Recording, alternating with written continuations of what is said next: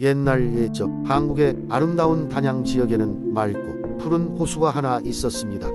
사람들은 그 호수를 단양호수라고 불렀습니다. 단양호수는 맑은 수면에 비치는 푸른 하늘과 둘러싼 산들의 아름다움으로 옛날부터 사람들에게 신비로운 매력을 주었지만 사실 그 호수에는 특별한 비밀이 숨어 있었습니다.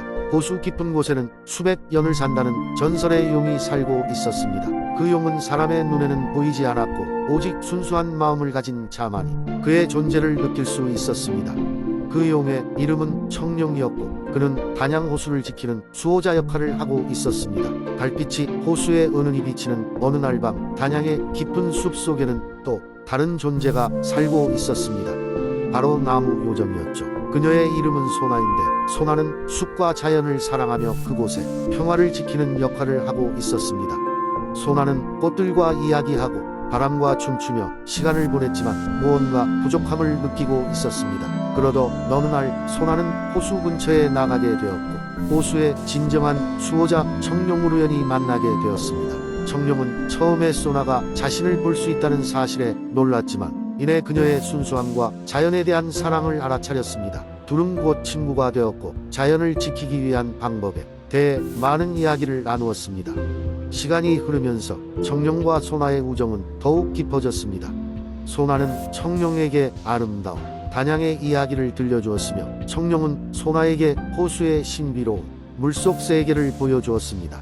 둘은 함께 호수를 경계로 인간 세상에 도전하는 악한 존재들을 물리치며 단양을 지키기 위해 힘을 모았습니다. 그러던 중 어느 날 단양에 큰 가뭄이 닥쳐왔습니다.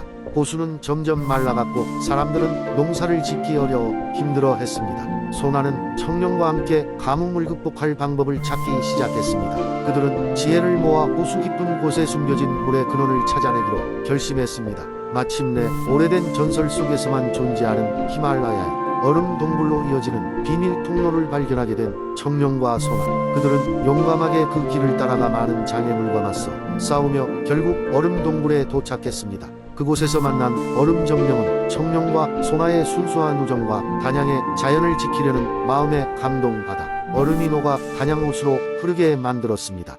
단양은 다시금 풍요로워졌고 사람들은 청룡과 소나의 고마운 마음을 알 수 있게 되어 자연을 더욱 아끼게 되었습니다. 청룡과 소나는 서로의 우정과 자연에 대한 사랑을 확인하며 단양의 아름다운 자연을 지키기 위해 언제나 함께 할 것을 약속했습니다. 그리고 그 약속은 오늘날까지 이어져 내려온다고 합니다. 두 번째 이야기. 옛날 옛적 전라북도 고창의 평화로운 마을에는 울창한 대나무 숲이 있었어. 이 대나무 숲은 마을 사람들에게 매우 중요한 곳이었지.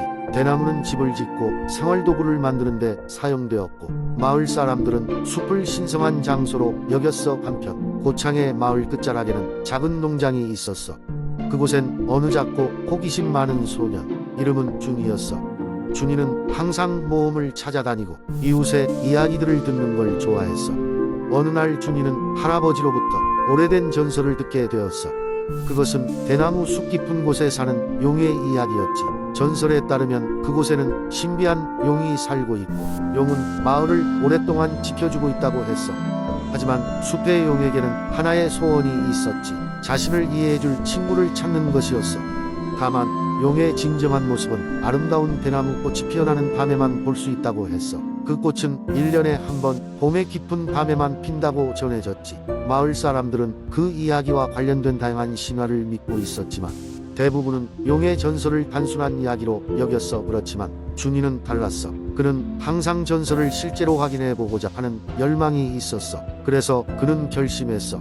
올해 대나무 꽃이 피어나는 밤에 숲으로 가기로 말이야. 그러던 어느 날 꽃이 피어나는 밤이 다가왔어. 준이는 몰래 집을 나와 숲으로 향했어. 길을 걸으며 그는 신중하게 숨소리를 죽이며 걸었어. 숲의 깊은 곳에서 준이는 그토록 아름다운 광경을 본 적이 없었어. 대나무 꽃이 주변을 은은한 빛으로 물들이며 반짝이고 있었어. 갑자기 꽃밭의 중심에서 은빛 용이 나타났어. 용은 준이에게 눈길을 주며 서서히 다가왔어. 준이는 용의 크고 따뜻한 눈을 바라보며 조금도 두려워하지 않았어. 오히려 마음이 평화로웠지. 용은 준이에게 말했어. 오랜 세월 동안 나의 친구가 되어줄 사람을 기다려왔단다.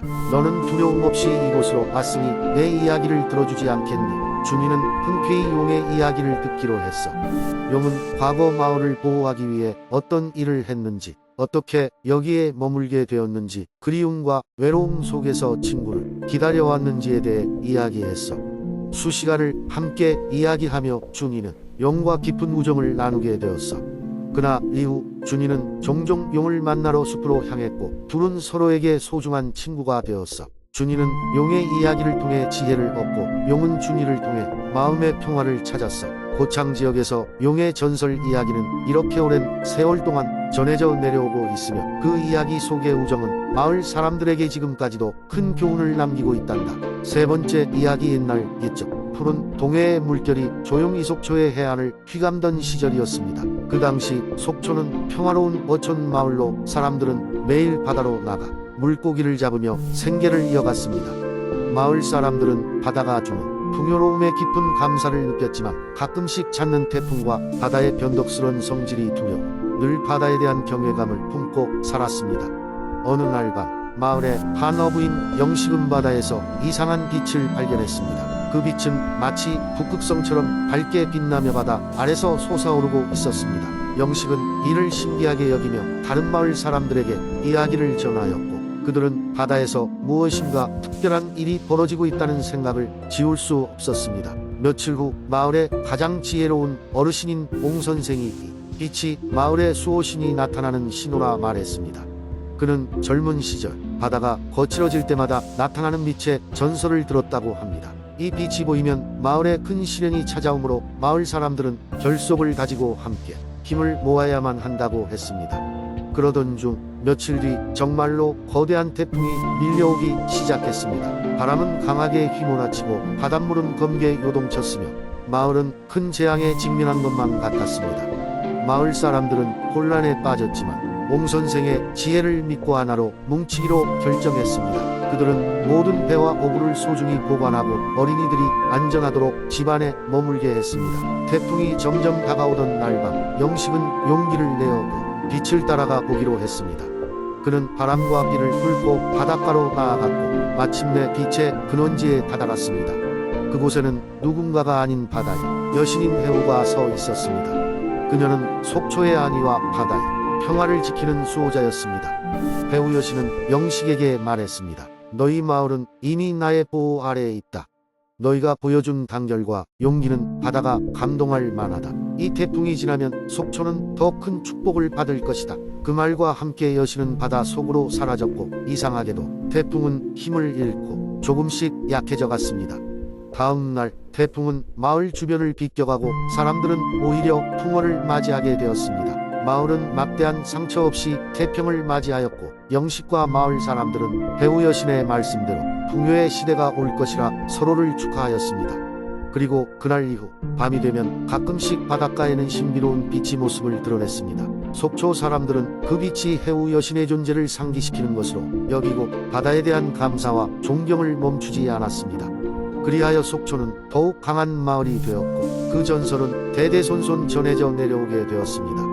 네 번째 이야기. 오래전 한국의 해남 지역에는 신비로운 전설들이 많이 전해져 내려오고 있었습니다. 그중 가장 유명한 것은 바다 속에 내려앉은 용과 관련된 이야기였습니다. 해남의 바다에는 매일 아침 신비로운 물결이 일었고 그 물결은 마치 용이 유영하는 듯한 모양을 이뤘습니다. 어느 날 해남 마을의 어린 소년인 준호는 아버지와 함께 해변에 조개를 주우러 나섰습니다. 해변에 도착한 준호는 물결의 모양이 다른 날보다 더욱 선명하게 용의 형상을 하고 있는 것을 발견했습니다. 그 순간 준호의 귀에 미세하게 들리는 소리가 있었습니다. 그것은 바닷속 깊은 곳에서 울려오는 용의 목소리 같았습니다. 준호는 그 소리를 따라 해변 끝자락으로 갔습니다. 그곳에는 커다란 바위가 있었고 바위 뒤에는 크고 깊은 동굴이 있었습니다. 준호는 호기심을 이기지 못하고 동굴 안으로 들어갔습니다. 동굴은 마치 용의 비늘을 연상케 하는 빛나는 색으로 가득 차 있었습니다. 동굴의 끝에는 놀랍게도 진짜 용이 모습을 드러내고 있었습니다. 용님, 당신은 누구신가요? 준호는 놀라움과 두려움을 꾹 참고 물었습니다. 용은 부드러운 목소리로 대답했습니다. 나는 해남의 바다를 지키는 수호신 용왕이라네. 오랜 세월 이 바다를 수호하며 인간과 자연을 보살피고 있지. 준호는 용왕의 우아한 모습에 감탄하며 그간 해남 마을에 전해져 내려오던 용의 전설이 사실이었음을 깨달았습니다. 용왕님, 저는 당신의 이야기를 마을 사람들에게 전하겠습니다. 그래야 모두가 이 바다와 자연을 더욱 소중히 여기겠지요. 준호는 결심했습니다. 용왕은 미소를 지으며 준호에게 작은 비늘 하나를 내주었습니다. 이것을 지니고 있으면 언제든지 나를 부를 수 있을 것이야. 하지만 지혜롭고 선한 일을 위해서만 사용하도록 하거라. 준호는 고개를 숙이며 비늘을 받아들고 동굴을 나왔습니다. 돌아온 준호는 할머니에게 모든 이야기를 전했고 할머니는 마을 사람들에게 이 사실을 알렸습니다. 그 이후로 해남의 사람들은 바다를 더욱 아끼고 사랑하게 되었고 자연의 신비로움을 이해하게 되었습니다. 전설은 입에서 입으로 전해졌고 해남의 바다는 여전히 그 신비한 물결로 사람들에게 놀라움을 선사했습니다. 그리고 준호는 해남의 위대한 이야기꾼이 되었습니다. 항상 자연과의 조화로운 삶을 이야기하며 용과의 만남을 젊은 세대에게 전하는 데에 힘을 쏟았습니다. 세월이 흘러도 해남의 신비한 물결은 여전하였고 사람들은 그 속에 숨겨진 용왕의 존재를 잊지 않았습니다. 그렇게 전설은 오늘날까지 계속 이어지고 있습니다.